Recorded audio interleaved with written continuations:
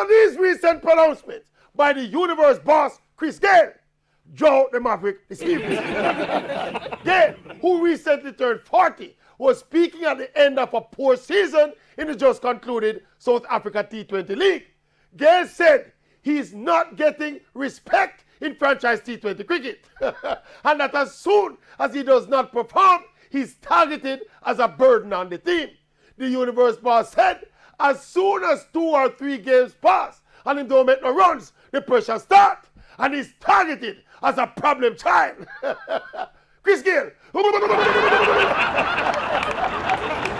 in this run scoring business, my boss. That is what professional batsmen do. They score runs for a living.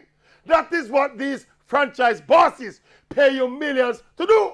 That is what fans pay their hard-earned money to see. And when you don't score runs, then the owners are not going to be happy and the fans are not going to be happy. Sports is a results business. It's what have you done for me lately business, not what you did for me last year or the year before or the year before. And look, Chris Gayle is now 40 years old, and I'm not here to tell him to walk away or not to walk away from cricket. We just say, if you're going to stay in the game at the top level, you have to perform. If you don't perform, you're not. I'm not here. Hold